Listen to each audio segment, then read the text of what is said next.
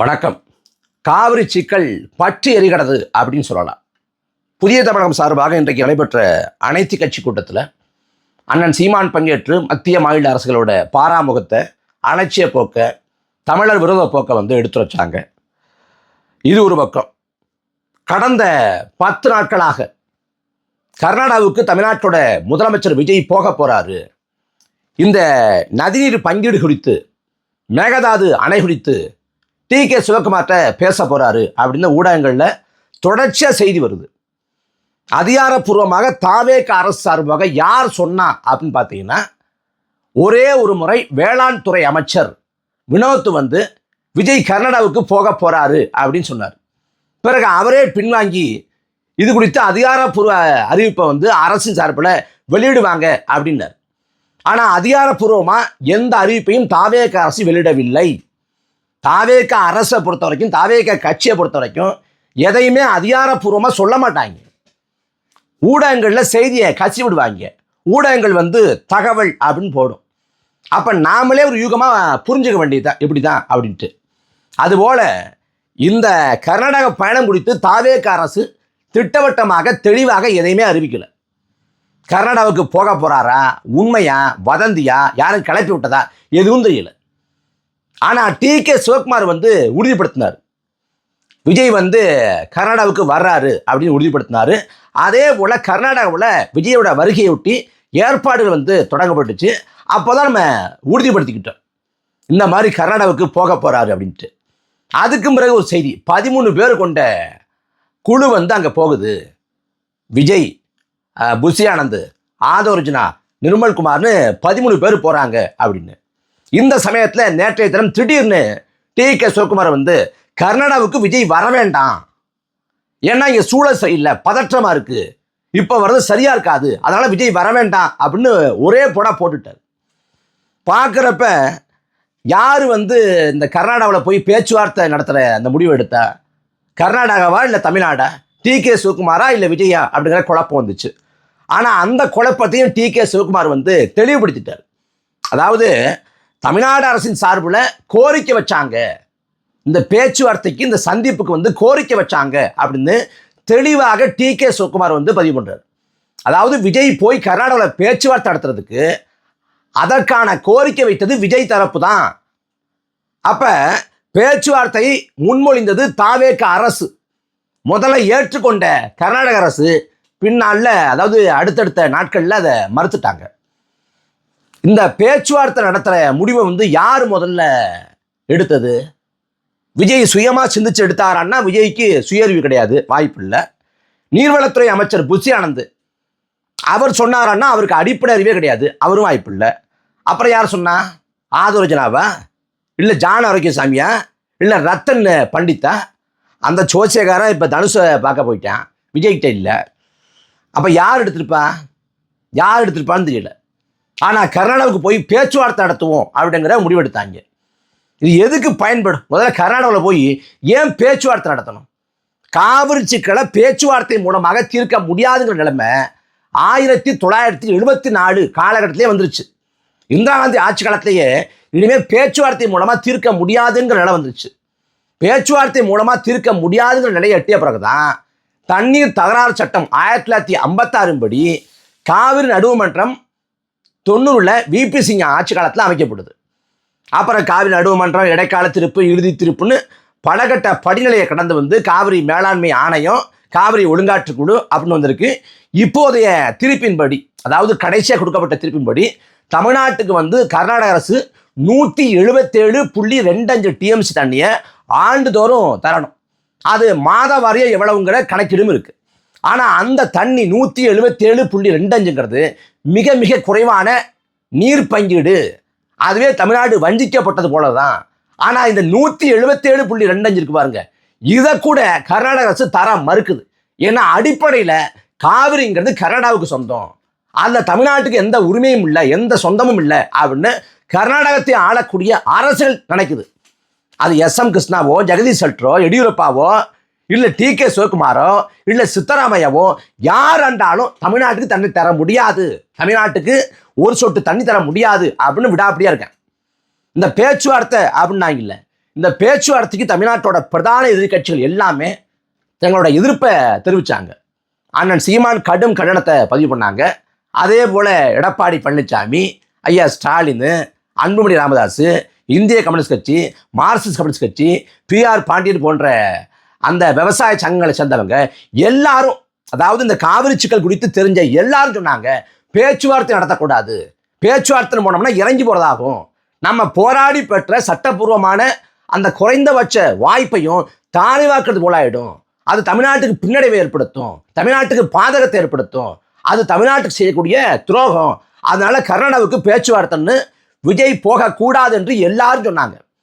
யார் பேச்சையும் கேட்காம தான் தோண்டித்தனமாக, தன்முனைப்பாக, ஆணவத்தில், அகம்பாவத்தில் நான் போயே திருவேன் அப்படின்னு விஜய் வந்து நின்னாரு. கடைசியில் டி.கே. சிவகுமார் மூஞ்சலிச்ச மாதிரி நீ வர வேண்டாம் அப்படின்னு சொல்லிட்டாரு. அது காரணம் என்னன்னா, ஒரே காரணம் தான். அதாவது கர்நாடகத்தில் காவிரிங்கிறது மிகப்பெரிய அரசியல், மிகப்பெரிய அரசியல். இதில் இந்த இப்போ வந்து காவிரி ஆணையம் வந்து 3500 கனஅடி வந்து தண்ணியை 15 நாளைக்கு திறந்து விடுங்க அப்படின்னு உத்தரவு போட்டிருக்கு.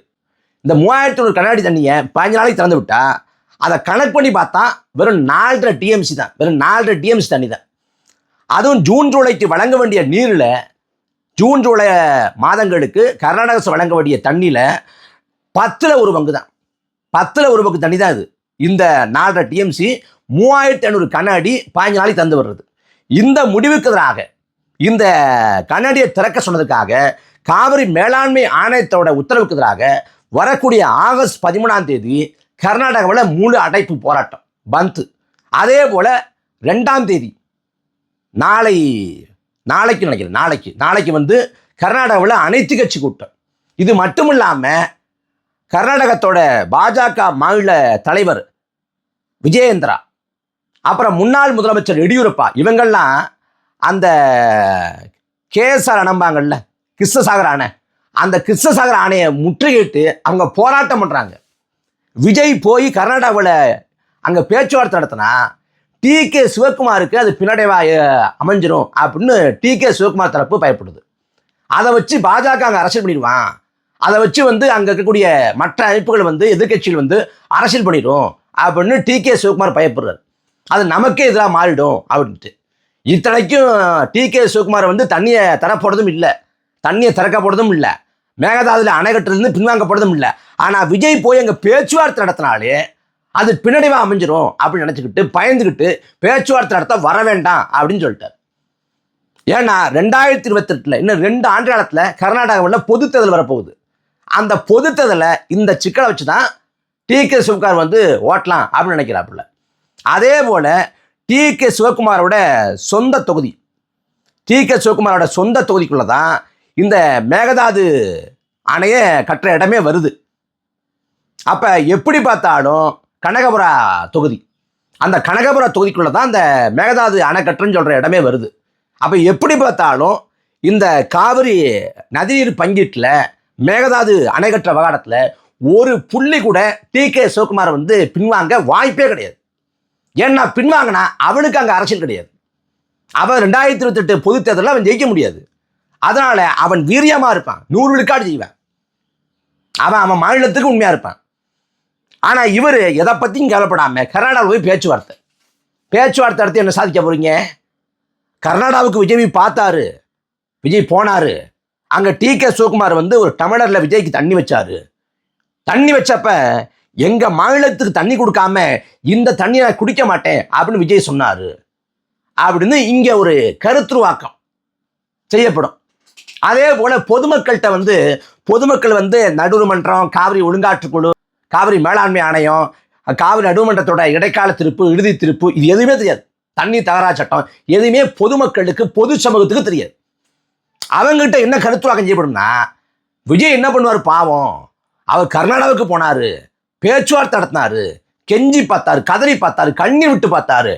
ஆனால் டி.கே. சிவகுமார் வந்து மனசிறங்கலை, மனசுடைஞ்சு தமிழ்நாட்டோட முதலமைச்சர் விஜய் வந்து தமிழ்நாட்டுக்கு திரும்பிட்டாரு, அவர் என்ன செய்வார், அவரால் முடிஞ்ச எல்லாத்தையும் பண்ணுறாருல அப்படின்னு ஒரு கருத்துருவாக்கம் செய்யப்படும்.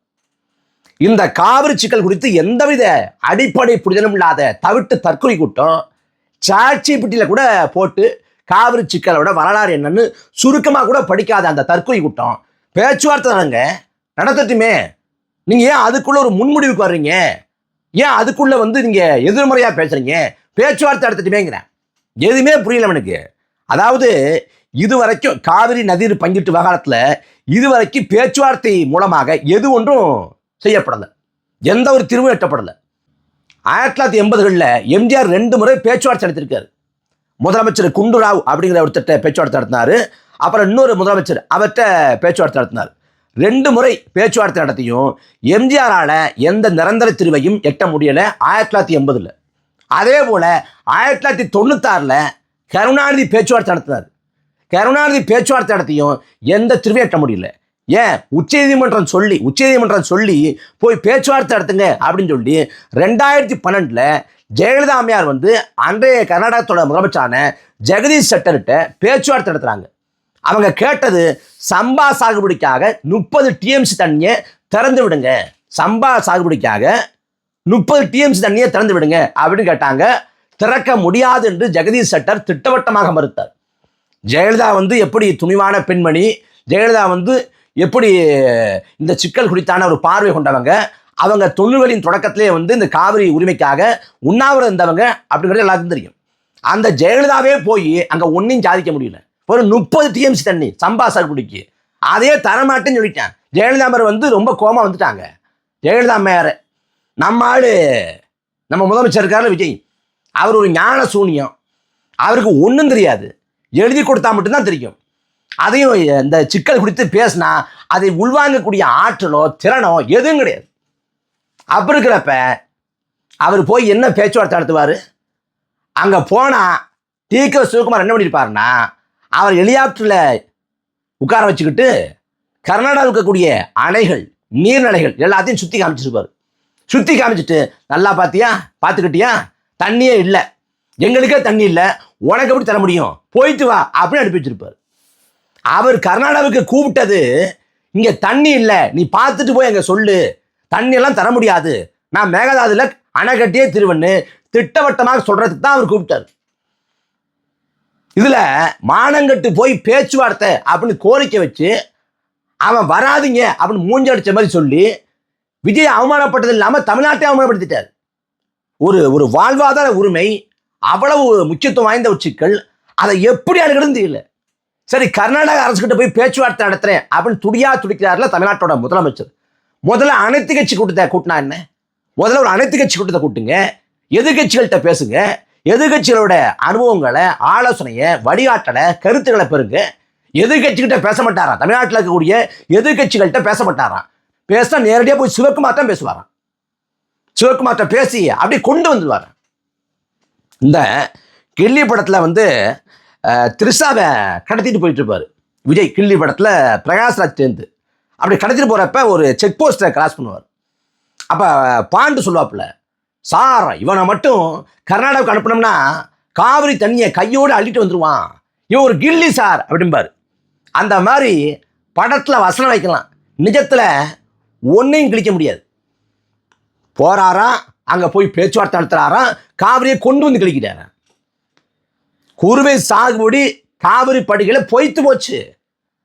குறுவை சாகுபடி தண்ணி வரும் காத்து கிடந்து வறண்ட நிலமாயி போச்சு. இன்னைக்கு யாரும் விவசாயம் பண்ணல, அந்த பாசன பரப்பு வந்து சரிபாதியா குறைஞ்சிருச்சு. அதே போல சம்பா சாகுபடியும் கேள்விக்குறியா இருக்குது. காவிரி படுகையில என்ன விவசாயிகள் சொல்றாங்க, குடிக்கவே தண்ணி இல்லை, தண்ணி இல்லாமல் கஷ்டப்படுறோம்.